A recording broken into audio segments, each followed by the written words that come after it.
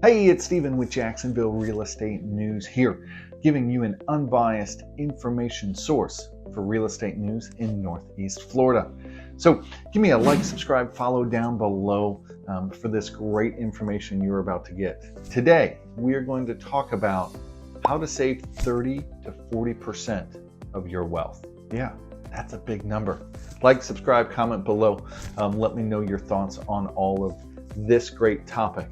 So, why we're talking about this today is I just put a house on the market and I deal with these houses a lot. It's called probate. What probate is when a family member or someone dies, the home goes through probate. The way that you can save a lot of money is by making sure you have a will in place.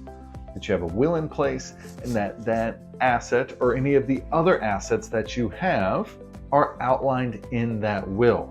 Because what will happen if the home does not have if the owner does not have a will, that home is going to go to the government. And the government is going to go through the process over and over and over and over and over of getting that squared away and taken care of. And that could take a very, very, very, very long time. Now, what this also does is there are additional costs when your home goes through probate. When your home has to be sent to the city, whatever city that is, and there's different rules and regulations depending on your state, so check that out. But here in Florida, and here in Duval County, it's going to go to the county administrator's office. They're going to go there and they're going to process it through, and this takes a long period of time. There are attorneys here in town. If you want a link to an attorney, just comment below and I'll share some of my references for probate attorneys here in the area. If it does go through probate, it's going to take a long period of time and it's going to cost you some money. You don't want to have to spend that money. You don't want your heirs to have to spend that money. So back to the story that we're talking about here is that I had somebody who they passed away.